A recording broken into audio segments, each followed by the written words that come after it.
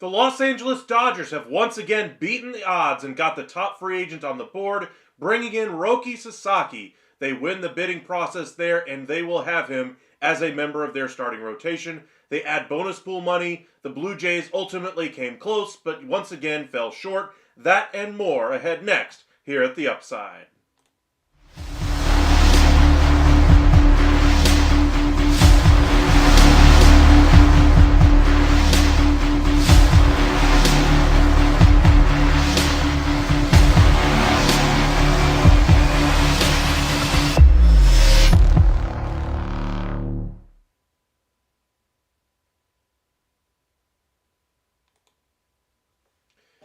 And welcome into MLB Hot Stove Daily here at the Upside Sports Network. My name is Michael. Appreciate you guys joining us on a Friday evening. We finally got some major activity in Major League Baseball, and let's dig into it. First, Roki Sasaki heads to the Los Angeles Dodgers. Looks like he'll agree to a deal of around $6.5 million. The Dodgers are continuing to add international bonus pool space. Even as we speak, they are completing another trade to acquire more talent in the international signing period, and we'll see who they ultimately bring in. But the Dodgers ultimately, they win the day. They get the guy that every player or that every team has really been searching for this entire offseason. They win the race there. Now, they were long seen as the favorite. No surprise that he ultimately chooses the Dodgers. But you got to give the Dodgers their props. They look like a behemoth right now. To me, they clearly are the best rotation in all of baseball. And yes, I'm including the Mariners. Yes, I'm including the Yankees. Yes, I'm including the Philadelphia Phillies. The Dodgers, without a doubt, when healthy. That's a big caveat, of course. When healthy, are clearly the best rotation in the entire sport, and they may add yet another arm in Clayton Kershaw around the trade deadline. So we'll see what the Dodgers ultimately look like, but hats off to them. They are certainly a World Series contender. Now, for the team that ended up second place in this race, once again, the Toronto Blue Jays get the "Hey, we tried" award. So This has been an all too familiar frame for Blue Jays fans. You fall short on Juan Soto, you fall short on Roki Sasaki, you fall short on all your top free agent targets over the last couple of years. Shohei Ohtani comes to mind as well. Not to rub salt into an open wound, but my goodness, it has not been a great offseason for the Toronto Blue Jays. First, the trade of Chris Jimenez. Don't really like that trade at all for them. I would rather kept the younger pieces, and instead, they've taken, $100 million in long-term commitments off the books for the Cleveland Guardians? What are the Blue Jays doing? I get the trade for Miles Straw today. I don't necessarily mind that one. They're taking on $15 million of future commitments. So what? They were doing it with the purpose of trying to acquire more talent, or at least try to bring in Roki Sasaki, convince him by giving him the biggest contract they possibly could. Ultimately, it falls short, or blows up in their face, or whatever you want to call it. But they could still use that $2 million extra that they're getting in that Straw trade. So I don't think all is lost on that front. But the miss here is just yet another free agent that chooses to go elsewhere. They had an opportunity to try to strike it while the iron was hot, try to get an extension done with Vlad Guerrero, and they still may get that done before spring training ultimately arrives. But to me, this whole offseason is all about the instability in that organization, from the players on the roster to the management staff there, to the front office, and to the ownership. This all needs to be solved as far as the certainty of that organization. I get it. They want to try to compete in 25. But what does this mean even for the second half of 2025 when it ultimately will fail? But the Blue Jays fans, got a feel for you, my friends. I know we have quite a few of them in our chat right now. Rest of Major League Baseball has a new evil empire in Major League Baseball with the Los Angeles Dodgers. The hatred of that team is going to skyrocket, and it's going to be only good things for Major League Baseball. The one thing I keep telling you I really like to see is really smart decisions being made, and you got to argue, with Roki Sasaki here, that he arguably made one of the smartest decisions he could. Sure, maybe another team could have given it a chance to compete against the best. Got to beat the best to be the best.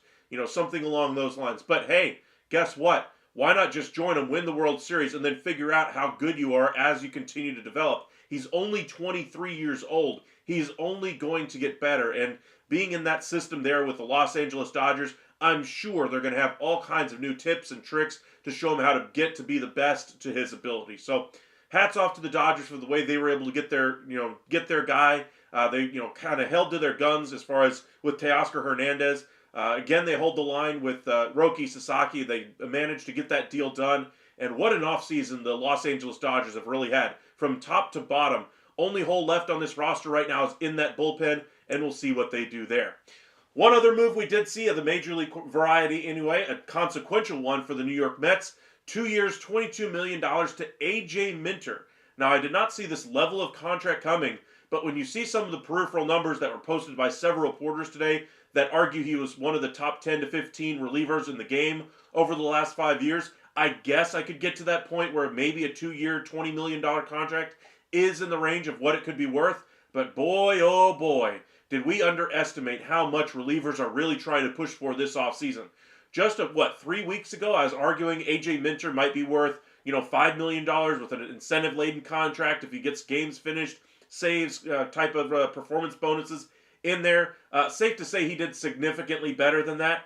And with Tanner Scott, his ask being 4 at 80, I wonder just how many of these relievers are trying to get high dollar figures. One other reliever signed today as well, a guy who does have closing experience but was very mercurial in his time with the Texas Rangers. Jose Leclerc has decided to sign with the Sacramento A's, 1 year, $10 million. Again, a huge payday for a relief pitcher. I'm curious if this begins the ball rolling on the rest of the relief market. Tanner Scott, Kirby Yates, Kenley Jansen, and the like there. But boy, oh boy, money is certainly flowing in the game right now, and I'm stunned at the numbers we're seeing today for relievers. Let us know in the comment section what you think of the signing for Sasaki, the trades that the Blue Jays have made this offseason, whether or not you think they were good for their long-term future, or if it leaves you scratching your head. Do you like the signings of A.J. Minter and Jose Leclerc, and what do you think the rest of the market does in response to Roki going with the Los Angeles Dodgers? Where do the Blue Jays ultimately pivot? Where does Alex Bregman finally sign? I imagine we're going to see the starting pitching market start to heat back up again now that Roki is off the board. But let us know in the comment section what angle of this you guys are interested in discussing.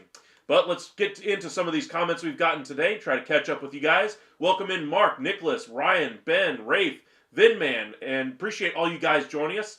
It's going pretty well. Dodgers get anyone they want. No fun league. I don't know about no fun league. I mean, we look at the greatest teams of the New York Yankees. The league was at its best when the Yankees were the quote unquote evil empire in the American League East. Now you have that with the Los Angeles Dodgers. You have the Heatles, quote unquote, the equivalent of that, the way LeBron, D Wade, and Chris Bosh teamed up in the NBA. Now you have that out there in LA with Yamamoto, Otani, and now Sasaki. You still have Mookie Betts, Freddie Freeman. They still get Teoscar Hernandez. They bring in Blake Snell. They still have Glasnow in that rotation as well. This is a team that is ready to win a World Series again. So we'll see if they're able to push this one across the finish line. But make no mistake about it, they are now the official evil empire in Major League Baseball. You hope Sasaki has a career ERA of 4.8. I don't wish that, Rafe. Like I said, I still like good baseball. I still want my team to win, just like everybody else wants their team to win.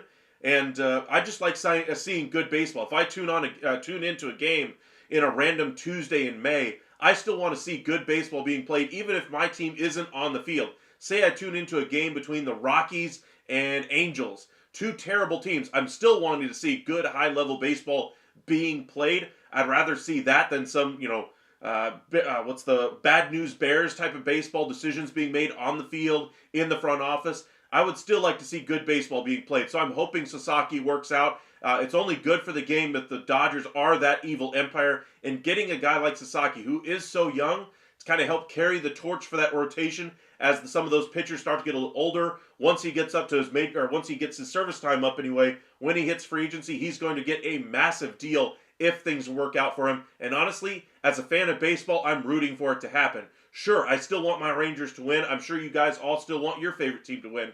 But I still like seeing good baseball being played, period, no matter who is playing. So we'll see what happens, how Sasaki performs, but it is going to be a little bit of an adjustment for him coming over stateside. You hope Sasaki is a shell of himself? I don't hope that. Like I said, I'm still hoping for the best. Love your comment here, Mark. I'm going out and buying my Jays Miles Straw jersey. What an awful trade today by the Jays front office. I think the worst one was Jimenez, honestly.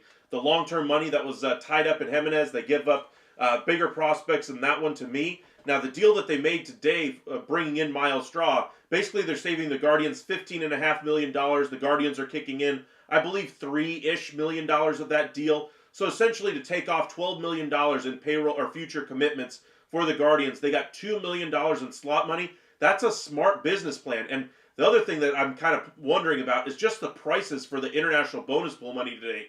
My goodness, have those prices really come down this far from where they were, say, 5-10 years ago? I remember when you could have gotten a top 20 prospect to save $4 million off of 1 year's salary. Now we're getting, say, $12 million over 3 years, and you're getting $2 million in bonus pool money. My goodness, the prices are just so low right now as far as what you're able to acquire with that bonus pool money. I'm surprised at what the teams were able to get done with those with that slot money. But as far as Miles Straw, this is nothing more than a fourth outfielder type of option for the Toronto Blue Jays. The bigger issue for them is the slot money and how they will use it. But I get your point there. You're not exactly rushing out to buy a jersey of Miles Straw. You would have for Roki Sasaki. You would have for Alex Bregman. You still might for Anthony Santander, Pete Alonso. And if Vlad Guerrero Jr. signs an extension, of course you'd love to sign or to get a jersey of him. But I think the international bonus pool money is the impetus for that trade there, whether or not they got Sasaki or not. I think the trade itself wasn't overly bad. To me, the Jimenez one was the egregious trade that the Blue Jays made this offseason. Master Vinman, congratulations, Dodger fan. A very envious, in your very envious opinion, you now have the best rotation in Major League Baseball. Absolutely agree. I think hands down, they have the most talented rotation in the game right now. Got to put it on the field, though. You got to be able to prove it, in the 162, and we'll see how good of a season the Dodgers are going to have. Ryan, it's all right. The Dodger rotation will be on IR by the end of the season. That's kind of what I'm, saying here is that there is a big red flag with injuries. Most of those guys in that rotation do have major injury issues going forward.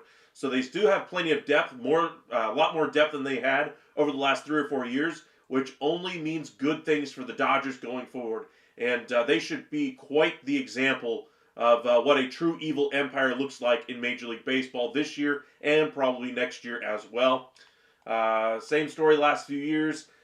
The Dodgers have been injured in that rotation the last few years. True, true. Ben, nobody wants to play in Canada. I don't know about nobody wants to play in Canada. I just think the uncertainty with that team, who's going to be on that roster in as little as 3 months whenever you get to the trade deadline, 5 months when you get to the trade deadline, who's even going to be there at the end of the season, let alone next year. Those are the reasons why nobody's really signed of major impact here, like a Alex Bregman, like a Corbin Burns, like a Anthony Santander. Those are the bigger reasons why why players have not agreed to a deal with the Blue Jays right now. I think Canada. I mean, you have the whole country behind you. You have Toronto is a very nice city. I will say that, but taxes can be a factor. I know you guys are going to bring up the tax factor, but the Blue Jays. I think the biggest reason why free agents haven't signed there is just the pure uncertainty of that organization. Why would you want to go to a team where you're not sure who's going to be signing your checks in 5 months? Why would you want to go to a team where your superstar player may not be there, let alone at the end of the season, but maybe even by the trade deadline? A lot of uncertainty. That's the reason why for the struggles this offseason for the Toronto Blue Jays. If the Dodgers don't win the World Series, they deserve to be laughed at, and the Blue Jays get trolled again. Yes, the Blue Jays do get trolled again, finishing second in the race for another major free agent. As far as the Dodgers being laughed at, I mean, you still have to play the game. When the Heatles got together their first year against the Dallas Mavericks, my Dallas Mavericks, the Mavericks won. The Heat took their lumps. They realized they had a little bit of growing to do. You guys can research all about that 2011 NBA Finals if you'd like. A lot of interesting backstories in that one. But you learn a lot about the growth that LeBron and D Wade really had to do to really conquer the next mountain, to really reach the height of which the Heatles were expected to get to. Now the Dodgers, they may face some of those hurdles. Sasaki's going to have adjustments. Ohtani's bouncing back from injury. They're going to have some type of platoon in the outfield. They're going to be bouncing Betts all over and seeing where he fits.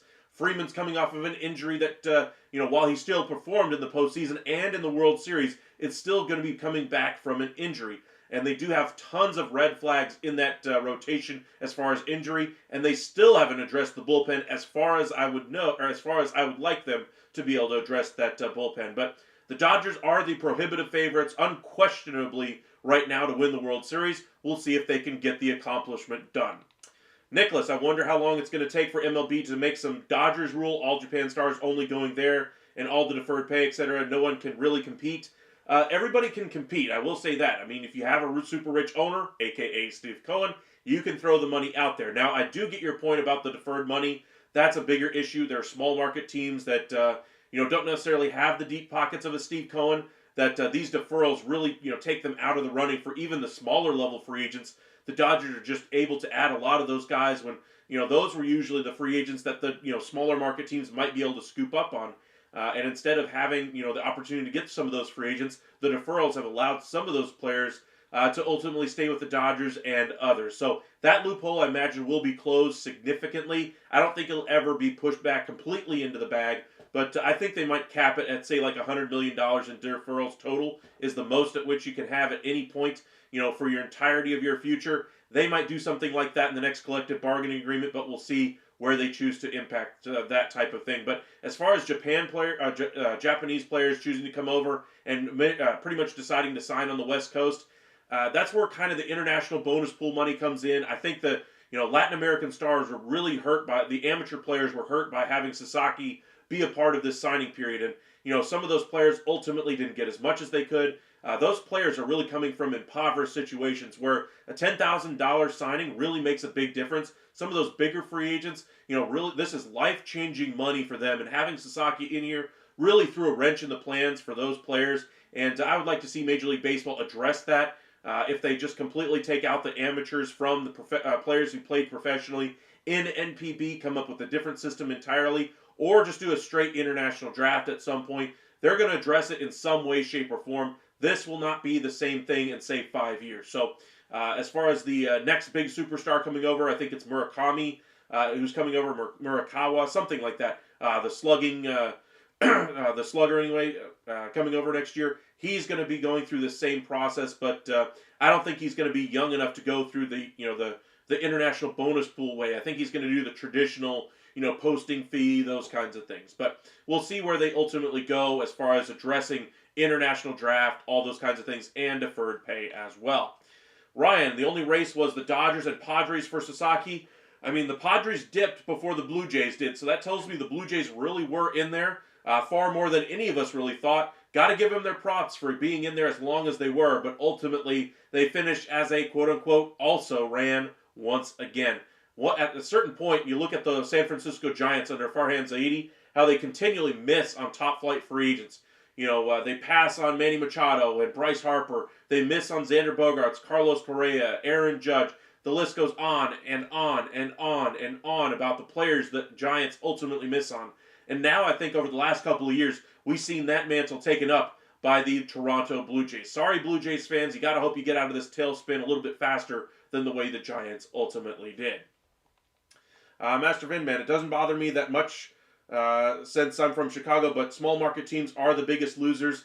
They usually are in cases like this. Very rarely do they get the international free agent as far as the coming over from Japan, NPB. Now, the Pittsburgh Pirates have a huge bonus pool. Teams like that have utilized that bonus pool to their best ability to recruit amateur talent. But I think at a certain point there needs to be some type of mechanism that allows them to compete for other players as well. If there's a way for a player to come into the league, every team should have a legitimate shot to be able to sign those players, not just whoever can pay them the most or whoever's geographically closer to their location that they would like to play in. I think there should be some type of a system, whether it be lottery based or however you might decide it to ultimately work out. But there needs to be something to address this issue for smaller market teams. So I'll agree with you there. Dodgers 40-man is packed. Who gets traded and for who? They did a little bit of house cleaning with the Gavin Lux trade with the Cincinnati Reds. I think they could do something with some pitchers there. I think they're still looking to add some bullpen help as well. But they moved on from Dylan Campbell, a prospect anyway. They traded him for the international bonus pool money from the Phillies. But there is more work to do for the Dodgers, and I would expect them to have some of their minor leaguers on that major league roster, maybe even break camp with them going into the season. Dodgers are certainly a loaded team this year. Remember when the Jays came up short on Michael Brantley? I mean, the Jays have come up short quite a bit now. I would like to see them, figure out a direction here. Use the trade that you made with Miles Straw today as a starting point to really, grow your prospect pace. Use that international bonus pool money and capitalize on some of the guys who remain unsigned. That's what I'd be trying to do first and foremost, along with bringing back Vlad Guerrero Jr. If you can't get that one done, I think at the trade deadline you have to move him. Same thing with Bo Bichette, and then just really restart the entire organization. Go through a retool, rebuild if things aren't working out for you. But hey, maybe you have a great first half of the year. Hey, maybe you're at first in the division. We've seen weirder things happen in Major League Baseball. If you're in that spot, hey, by all means, continue to try to push the pedal a little bit more forward. But I don't think it's realistic. I don't think it has a legitimate chance of happening. And I think we're going to be sitting here, 6 months from now, looking at each other going, hey, trade deadline's coming. Where's Vlad Guerrero Jr. ultimately going to go? And I think we'll see him traded before the deadline because I expect them to be out of the wild card race by that time. Alrighty, Vlad will be out of Toronto soon, possibly. He is still discussing an extension there with the front office there. Welcome to LA, Sasaki. Welcome in, Justin. Appreciate you joining us. Nando, Heel, thank you for joining us once again. Trade just broke, small one, Dodgers and Reds. I did see the one small one between, was it the Reds that I was looking at just as I was coming on the air? Let me see if that was the one. Yes, it was the Arnaldo Lantigua, who had 11 home runs in the DSL for the Dodgers last year. They get more bonus pool space. That was the trade I was referencing, that they're trying to add more bonus pool money, even though they've already got the deal sewn up for Roki Sasaki. Not going to watch baseball this year. Terrible. I think baseball will actually be pretty good. Cubs are going to be trying to compete. The Central divisions do tend to be a little bit weaker, but the Tigers are certainly coming. The Royals are coming. Guardians are still a decent team. AL East is always a good division. Yankees, Red Sox, should be a really competitive division. And then, of course, the Orioles still need a number one at the top of their rotation. AL West should be pretty interesting, especially if the Mariners can add some offense. NL West is fascinating. You got the Dodgers at the top, and then you really have a three-team race for 2 playoff spots in my mind. You look at the Diamondbacks, the Padres, the Giants. Any one of those teams could win a wild card spot or 2. Same thing in the NL East. You look at the Mets, Phillies, Braves. Those are the teams I would pick to be a contending team for the postseason as well. Ben, please, Toronto, rebuild, please. I hear you, my friend. Toronto needs to pick a direction here, and I think if the team is not doing well at the trade deadline, that's when I see them cash their chips in and go into a rebuild, quote-unquote, retool mindset. Holly, welcome in. Appreciate you joining us. Can't hate on him for going somewhere he wanted to be comfortable. Absolutely. He's going to be comfortable out there in L.A. Ohtani was already very comfortable on that roster, and Glasnow actually reached out along with Yamamoto to try to convince Sasaki to ultimately sign there. I think he's going to fit like a glove in that organization, and I hope I hope he has nothing but the best success in Major League Baseball. I would love to see another great pitcher in Major League Baseball. I understand they're not my team, but I still like seeing great baseball being played, and I'm hoping for the best for Roki. I just hope when my Rangers face them, the Rangers are just a little bit better that day. And that's, just how I see it. I like seeing smart baseball decisions. I like seeing people succeed across Major League Baseball.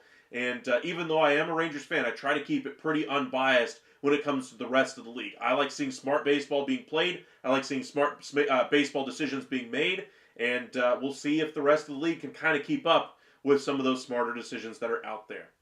Let's see here. Master Vinman, I thought, whoa, we got quite a few comments there. Try to catch up on a few of these.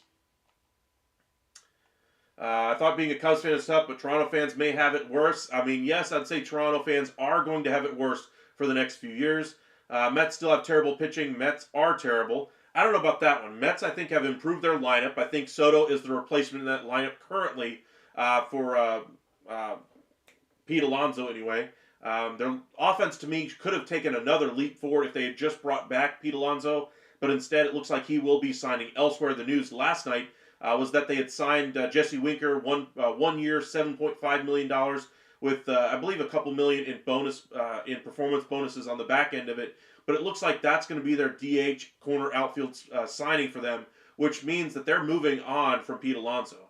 The market for him really has dried up as far as the rest of the teams that were seeking first baseman at the outside of free agency. Now he's left with teams like the Angels, Giants, Blue Jays that are looking to capitalize on a player who hasn't necessarily gotten the contract he was looking for from a team he was looking to sign with. Let's see here. Thank God I'm going to worry about the Rangers doing something stupid and re-signing Leclerc. I actually like Leclerc. I just don't like the way they were having to rely on him so much. They never really built up the back end of that bullpen the way I thought they would. They kept trying to piece it together.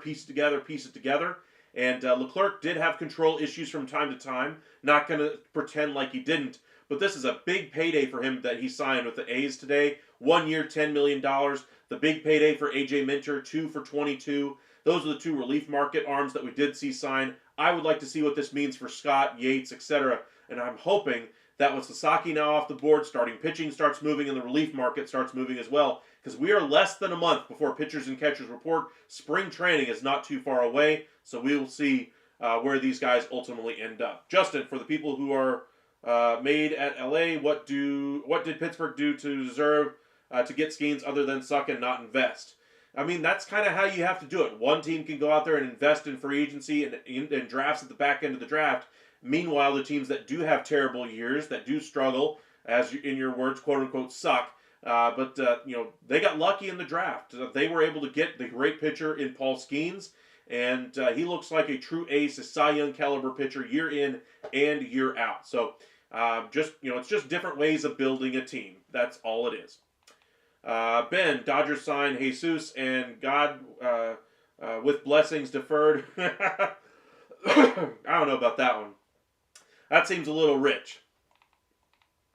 Ryan, I hope Sasaki is a bust like most Asians come to the U.S. I don't know about that. There's been quite a few success stories that come over, and just to even get to this point in Major League Baseball, you're one of the handful of very few players that ever even get that opportunity. Less than 1% of players ultimately get this far, and it just shows the credit of how great these players actually get there, how good they actually are. Now, of course, some players succeed more than others once they get to this stage. But like I said, I always root for good baseball being played. I always root for the better of the players, period. I root for the good baseball being played by all teams. And I'm just hoping the best for the Dodgers and Sasaki. I'm just hoping when my favorite team goes to face the Dodgers, they're a little bit better on that day.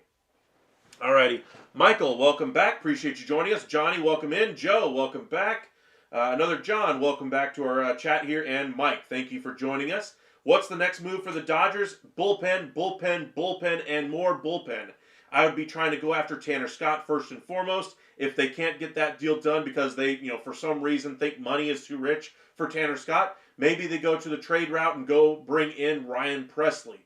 Those two, to me, are the top two targets that they will be looking for in the bullpen right now. But to me, Dodgers, I think that's the one thing they really need to add. They will still add Clayton Kershaw once they get closer to spring training when they can sign him and immediately put him on the 60-day IR. What is it that the Dodgers want they don't have? Bullpen. Joe, I'm a Phillies fan. I think he need to shake up the core batters and get a new batter. That's kind of what I was thinking the Phillies would do this entire offseason and really have not done so. The signing of Kepler, the trade of Jesus Luzardo really sucked up what's left of their financial resources. And, maybe they move on from Alec Boehm. There was a lot of rumblings about that earlier this offseason. Maybe a trade to Oakland for Mason Miller was the request anyway. Obviously, that trade was never going to happen. Miller has more value anyway than Boehm. But that would have been one way to shake things up. But the Phillies, I think, are pretty much stuck with the roster they're going to have, not just this year, but next year as well. After that, they'll have a little bit of money freed up and see what ultimately happens there. John, will the Yankees get a bat? Yes, they will. They will add a corner infield, middle infield bat at some point. Mike, Jack Flaherty to Detroit. Are you saying that is happening? Or are you saying you're thinking that will happen? I don't see anything happening there as far as on X or on MLB trade rumors. Let me go ahead and get that screen pulled up for you guys.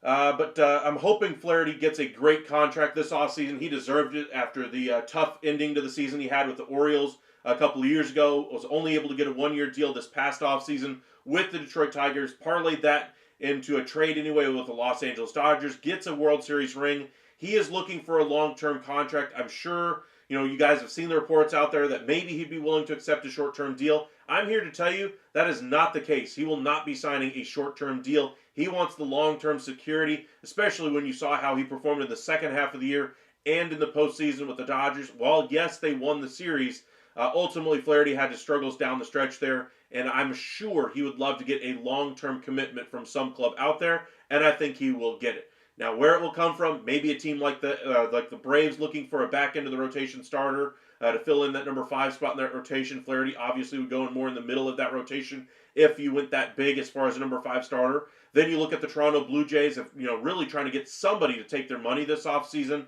There's a lot of teams that are still looking for starting pitching. He will have some interest, varying levels of interest from several teams across Major League Baseball. Nando, the Dodgers made another trade. Yes, we just mentioned that one. You thought Miles Straw was out of baseball. Honestly, I haven't paid too much attention to Miles Straw. To me, I just remember him as the fast guy from Houston who ultimately ended up with the Guardians. And it looks like still a very small contract, about $15 million over 3 years. But to the Guardians, on their budget, that's a lot of money. And so they offload $2 million in bonus pool money to the Blue Jays in order to get Straw's contract off the books. Welcome in, Joe Ball. Appreciate you joining us. Otani is a class act. He donated $500,000 to support LA firefighters. I've only heard good things about Shohei Otani. I've never heard a bad word said about him other than fans really believing he had something to do with the gambling thing that was going on behind the scenes with the interpreter. But there's been nothing to prove that. The FBI even investigated that and said there's nothing to it. Baseball basically asked the FBI to kind of check on it, make sure everything was good there just for the clarity of the game, the good of the game. You can't really have your best player being involved with things like that. And obviously the FBI, Major League Baseball, and the team were all very comfortable with the fact that he was not ultimately involved with any of those shenanigans. What about Kershaw? He is injured at the moment, of course, recovering from injury. Had a couple of off-season surgeries, and you do not do that unless you're willing to come back and try to pitch this upcoming season. He didn't just do it, just to be able to play or just to feel better after his career was over. He will pitch this upcoming season, but he needs some time to recover. He will immediately be put on the 60-day IL. When he immediately does sign with the Los Angeles Dodgers, he will be more of a trade deadline acquisition for them rather than a start the season with him kind of a guy. Ryan, one of the Dodgers' top guys, will blow out their arm. Same story every year. Well, I mean, you don't hope for injuries. I'll put it that way. I hope for all these guys to have great careers. I never want to root for somebody to have an injury. But they do have insurance in that rotation now, where if somebody does get injured, they can easily put in a major league caliber starting pitcher into that rotation. Tony Gonsolin, Dustin May, etc., among other arms that I'm sure they'll be trying to bring in as far as non-roster invitees, etc. But the Dodgers certainly, on paper, that big caveat there, on paper, are the favorites to win the World Series next season. Welcome in, Maniac Blue Dodgers. Appreciate you joining us. Blue Jays still at the airport waiting again. That's a tough one, my friend. That's a tough one. Blue Jays are going through hell right now. Gotta wish our Blue Jays fans all the best. Mark, know several of you guys out there are Blue Jays fans. Our thoughts are with you. It's going to be a tough, couple of years here, I'd imagine, for you guys. I'm hoping you guys get out of this tailspin sooner rather than later. But to me, the issue there is the instability of that organization, and until that instability is solved, they're going to continue to have issues bringing in free agents, and they're going to continue to struggle with the long-term direction of that franchise as well. Master Vinman, the loudest ovation for current and former players at the Cubs con tonight was not for Tucker or Sosa, but for number 23, Ryan Sandberg. Looks like he's healthy, but still battling cancer. I did check that one out as well. I'm just glad that Sosa's finally getting his recognition. Derek Lee was also involved in that as well. I remember him. He was a pretty good first baseman and goes into the Cubs Hall of Fame. But Ryan Sandberg, wishing you the best. A lot of bad health stories going around Major League Baseball. A lot of the veterans, legends of the game. And we got to have these guys stop dropping like flies lately. My goodness. Hopefully we get to opening day without another big loss in the baseball community. But boy, oh boy, there's been several losses for Major League Baseball. Ricky Henderson, Bob Uecker, among others. Best wishes to those fan bases and their families for their loss. Alrighty, Mike, the Tigers.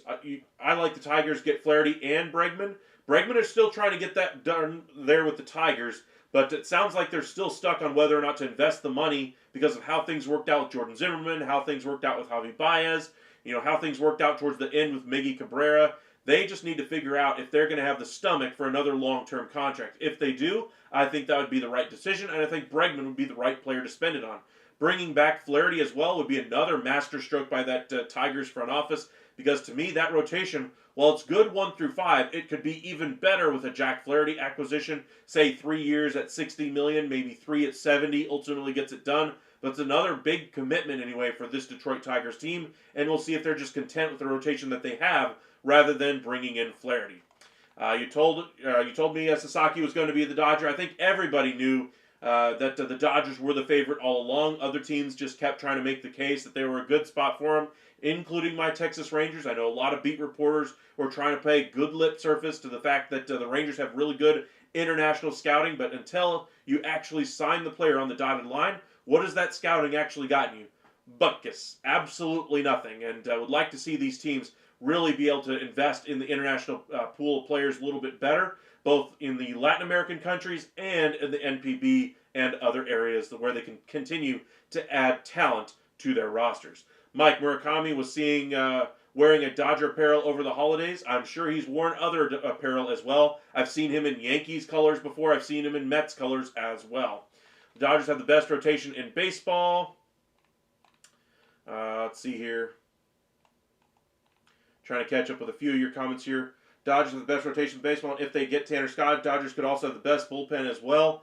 I don't know about that. Dodgers would have a very good bullpen if they added Tanner Scott. But to me, that bullpen would still be a bit of a work in progress. But I'll agree with you there. Rotation, certainly. Sasaki got 6.5. Yes, he did. Jays just spent $400 million on upgrading their stadium.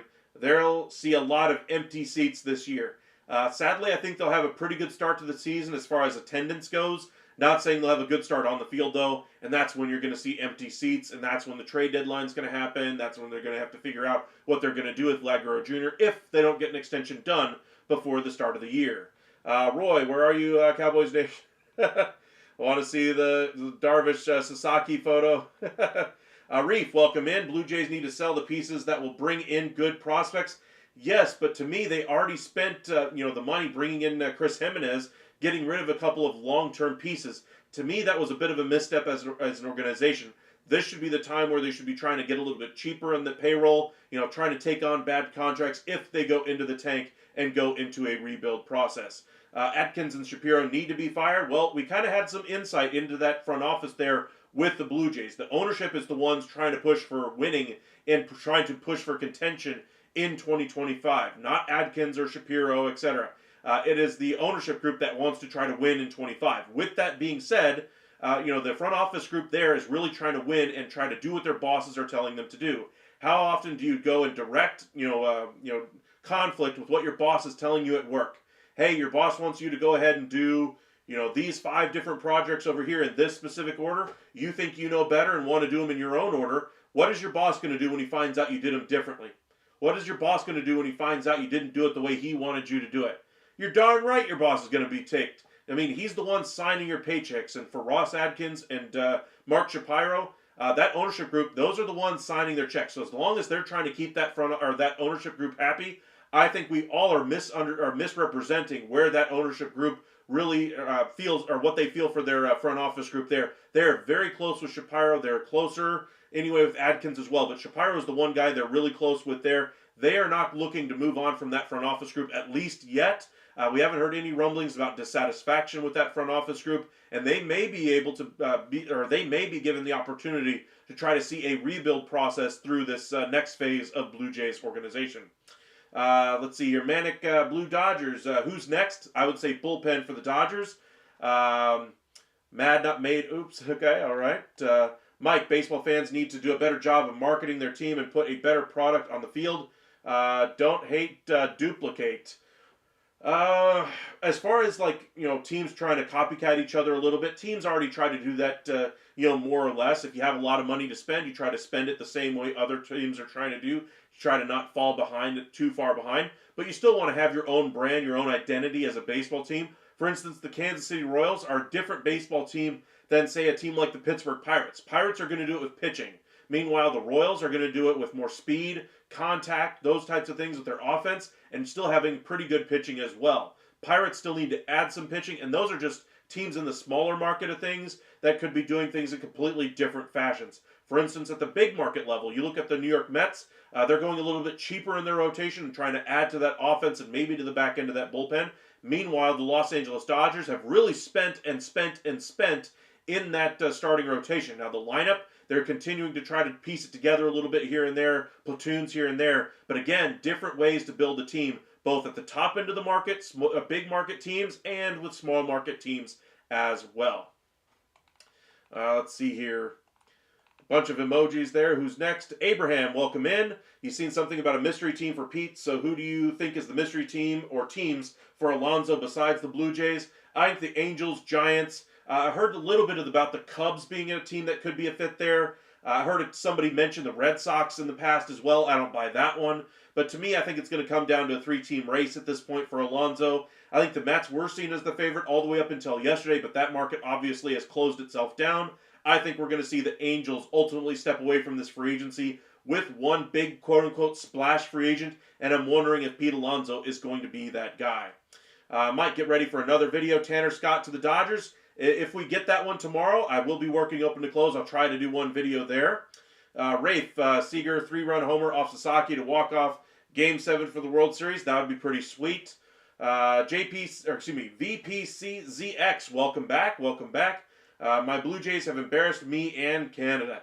That's a pretty big statement there, my friend, but my goodness, they continue to miss on their top targets in free agency, in their top targets on the trade market as well. Miss, underperform has been the MO of the Blue Jays the last couple of years. They need to turn this thing around, and I told you guys, the Blue Jays fans, y'all are going to have a rough ride over the next couple of years if this thing doesn't work out and try to get to contention before you get to the trade deadline. Because if you get to the trade deadline and you're out of it, you're going to sell the pieces that you can, and then you're going to be going through a rebuild, retool process there. But the Blue Jays, with as much instability as they have right now on that roster, you can understand why free agents have decided to sign elsewhere. Appreciate you guys joining us tonight. Be sure to hit that like and subscribe if you are new here. Really appreciate all the support we've gained. Several subscribers we've gained today. Thank you for that like. I saw that one come through, so appreciate you guys. And let's kind of catch up with the last bit of these comments, and we'll get into some of the other big news of the day. Tom, welcome in. Is that Tall Grill? Thank you for joining us. Willard, welcome back. I think a few of you guys are new here for the first time. So if you guys wouldn't mind helping us out, hitting that subscribe button would go a long way to helping out this channel. You'll remember Miles Straw for climbing the wall at Yankee Stadium, yelling at the scumbag Yankee fans for shouting racial slurs, etc., etc. Good teammate, yes. Baseball is full of a lot of good guys, and I'm not surprised to hear Miles Straw is one of them. I had not heard that story specifically, so I'm glad you told us there, Tom. Appreciate that one. We got Kershaw. They do have Kershaw coming. I'd imagine that one's going to get done once we get to spring training, but no rush. Again, he's going to go on the 60-day IL either way. Tall Grill, what kind of pieces do you think the Jays get for Guerrero or Bichette? That's still a little bit early to discuss, honestly. To me, I think there's still a legitimate chance that they get an extension done with Guerrero. Bichette, I think, is a far more of a long shot at this point because there's no real telling what his market really is. Could he be worth, $300 million if he has a great year this year? Possibly. Could he be worth Willy Adames money, 7 for 182, if he has a decent year? Absolutely. If he has another terrible year offensively, could he get a 3-year, $30 to $40 million contract? Absolutely. All of those contracts are in the range for what Bo Bichette could get next year, and he needs to perform on the field. Until he does, we won't really know what he's going to get. But as far as Guerrero, say we get to the trade deadline, what could you get? Maybe a couple of top 20 prospects at that point, but I think the Blue Jays are going to try everything they possibly can do to try to get an extension done before we get to the start of spring training. You just can't. I get it, VPCZX. I mean, it's going to be a tough time for you Blue Jays fans. Here's the one thing I will try to offer you. Get the MLB.TV package. Pick another team to cheer for over the next couple of years. Pick a team on the National League side that maybe you want to cheer for the Dodgers for a few years and just want to see a team win. Or maybe you want to see a team go up against the Dodgers. Maybe you want to see the Rangers win for a year. Pick another team because the Blue Jays, I'm sorry to say, it looks like you're going to have a tough time watching them win games over the next several years. Willard, what's the point in competing now? The Dodgers are just getting almost every star out there. The next Blue Jays first baseman, in my opinion, it won't matter who spends. The Dodgers use the $1 billion TV deal to their advantage, and how about every MLB team get a $1 billion TV deal, and then it would be fair? I mean, I get it. Market size is a market size issue, but at a certain point, you still have to try to compete, and there are the American League is still a wide open field to try to win in. On the National League side, the Dodgers are the prohibitive favorite. They are the Heatles. They are the evil empire New York Yankees of the late 90s. It is time for us to see another major league team at that level of just talent built up on that roster. But until they actually win on the field, which is what we just saw them do, will they win again? Remains to be seen. But we'll see. Abraham, should the All-Star game be the World Series champion versus the League All-Stars? No. I like the All-Star game as far as the format, American League versus National League. Now, as far as shaking it up, as far as who ultimately makes it, how many players ultimately get on the roster, how they structure the game, that I'd be in favor of kind of shaking up a little bit. But I think the American League versus National League still is just fine. World Series champ versus the League Stars, I don't think that'd be fair to the World Series champion. They deserve just as much time off as the rest of the league. VPC ZX, thank you for the super chat. Hey, Cubs fan, would y'all accept me? That's pretty funny. As Ranger fans, would all of these accept you? Just as a baseball fan, every fan base should be accepting of new fans at all times, no matter where they're coming from. And I hope, we continue to, open the game of baseball to the entirety of the world. Baseball is such a great game. I'd like to be able to share it with more people and allow more people to enjoy this type of content. So make sure you hit that like, subscribe, and really boost this level of content. I really enjoy having this chat with you guys. But let's see if we can reach a little bit greater of an audience by you guys hitting that like and subscribe. Rafe, out of all the teams you choose the Cubs. Well, the Cubs are trying to win in 25, but I would say the Cubs are going to have a little bit better success anyway as trying to win games than the Blue Jays. So it's something better, I would say, Rafe. Hank, welcome back. No matter what, there's always an upside. Sports Network. Thank you, my friend. Mark, at this rate, I may just cheer for the Expos. They would disappoint less. Yes, but the Montreal Expos may actually be coming back in a few years. That's what I would hope for if I'm a Blue Jays fan. That's why we watch. Alrighty. Thank you guys for joining us tonight. Be sure to hit that like and subscribe. I know with all the fan bases out there are going, woe is me. Dodgers are just the Dodgers. They're the greatest team. They have all the talent. You still have to play the game. Just because you have all the talent on the paper does not mean you're going to win the World Series. Does not mean you're going to win the Larry O'Brien Trophy. Does not mean you're going to hoist the Lombardi. Just because you have all the talent before you even play a game means nothing until you prove it on the field. Now, the Dodgers just won the World Series, but they did so with a really beat-up rotation. This was the year a team should have beat the Dodgers in the series. Ultimately, Ohtani and the rest of the crew really elevated their level of play. Hats off to them for their ability to really rise above the challenges they had this year and win a World Series in what was not their best year. This next year is going to be a little bit better. I think the year after that could be even better than that. The Dodgers are certainly the evil empire in Major League Baseball right now. And let us know in the comment section, who do you think is the best rival for that team right now? Don't give me your favorite team. Don't give me your home ground or hometown team. Tell me who you think you would put up against the Los Angeles Dodgers to try to win in the World Series, or in the NLCS if you have a National League team. But for me, who's the best competition out there to you guys for the Los Angeles Dodgers? All right, let's go ahead and refresh our page here, see if anything is happening tonight. Here's a tweet from John Paul Morosi 16 minutes ago. The Cubs are one of the top remaining suitors for Tanner Scott. A little bit surprising there that the Cubs are in there at that price point. Remember, they saved some money, of course, on Bellinger. They saved a little bit more money by going with Colin Ray in their starting rotation. They do have about $15 to $20 million with which they can spend, but to spend it on Tanner Scott would be a definite surprise to me, especially when you look at the prices right now for relief pitching. Jose Leclerc gets 1 year 10. AJ Minter gets 2 for 22. What's Tanner Scott going to sign for? 4 for 75? What's Kirby Yates going to get? 2 for 30?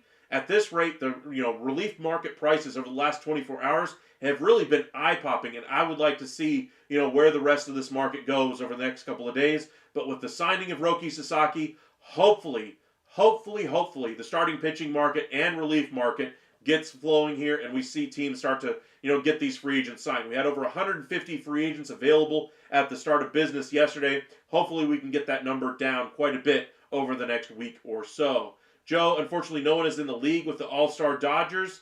I would say the Dodgers are clearly the favorite on paper. But again, injury issues. Ohtani's not going to start the season in that rotation. Same thing with Kershaw. Sasaki's going to try to get used to pitching in the major leagues. Maybe Yamamoto goes down due to injury again. Glasnow has injury red flags. Snell has up and down performances in his past, but was great last year in the second half of the season. Looked a lot more consistent than what we've seen over the last couple of years. But you got to hope, you got to think there's going to be some teams out there that'll at least push the Dodgers. I think the Mets, Phillies, Diamondbacks, Braves, Giants, those are your best case scenarios on the National League side. Maybe the Brewers. On the American League side, Yankees, Orioles, Red Sox, Rays, Tigers, Royals, Guardians, Rangers, Astros, and Mariners. Those are the teams that are at least going to be vying for playoff positioning. And who knows, maybe there's a team that's out there, that gets off to a great start to the season, ultimately wins like 116 games, looks like a great team, but maybe not looks so great on paper before the season begins. There's always one big surprising team. Guardians were that team to a certain degree on the American League side last year, and we'll see who that team is this upcoming season.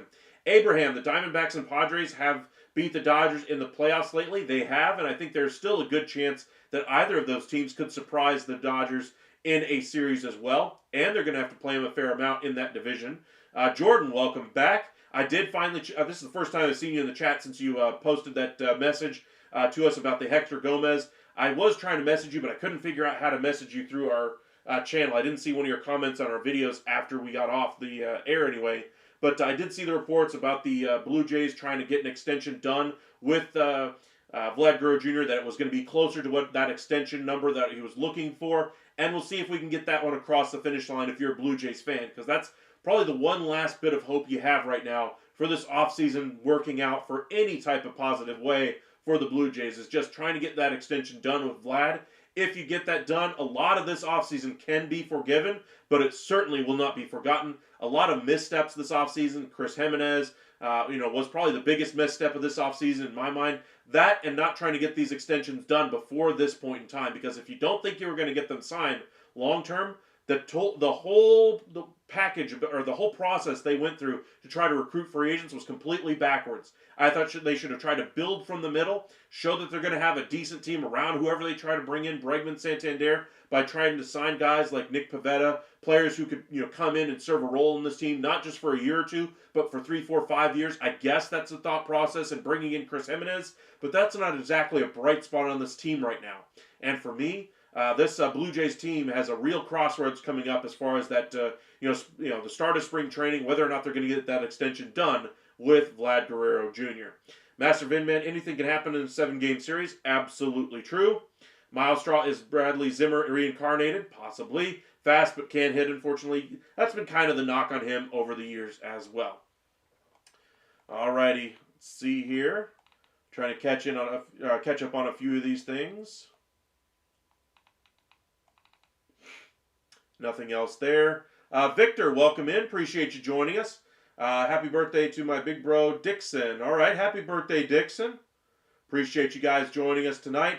We're about to head off for the night anyway. Got a long day at work tomorrow. We'll posted a couple videos today about the Sasaki sweepstakes. If you guys haven't checked those out, if you guys wouldn't mind helping us out and hitting the like and subscribe on the channel and on those videos, it would go a long way to helping us out here at the Upside. If you have any more questions, go ahead and please send them to us before we head out here in the next couple of minutes.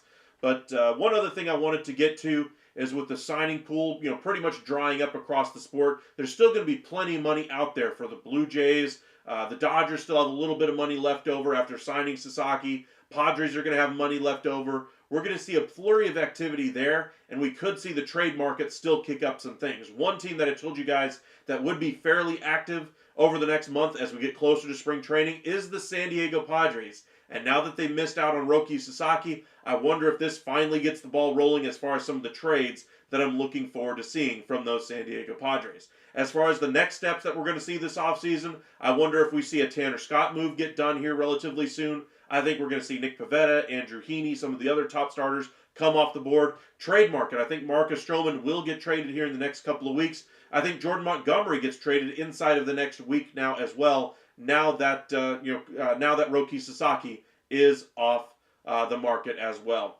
Tim just joined. Do you think Ohtani is going to pitch after this acquisition?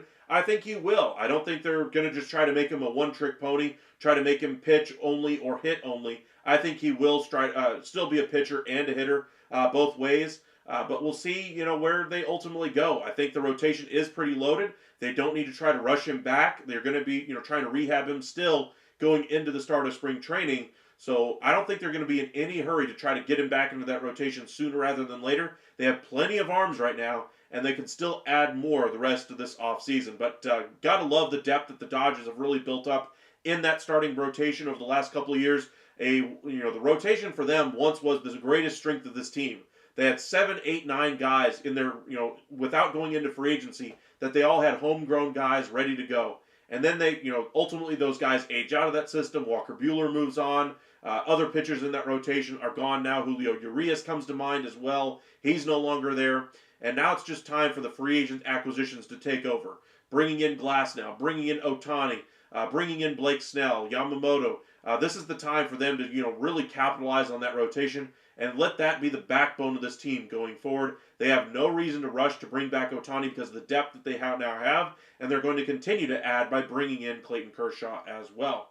You need oh my, you need some air? I hear you, my friend. As a Yankees fan, now I know how non-Yankees fans feel. I mean, you kind of felt that a little bit with Soto. You feel a little bit more now that the Los Angeles Dodgers are far and away the evil empire currently in Major League Baseball. Alrighty, thank you guys for joining us tonight. If you have any questions, please feel free to send them to us. If you guys want to check out our videos that we posted today, I'd really appreciate that. Hit that like and subscribe, and we'll see you again tomorrow evening. We'll have an earlier show since it is a Saturday, probably be around 7-ish, 8-ish o'clock. So we'll have a little bit longer video. Hopefully we'll have some activity to discuss tomorrow as well. But thank you guys for all the support. Y'all have a great evening out there. Stay safe, everybody, and we'll see you tomorrow night.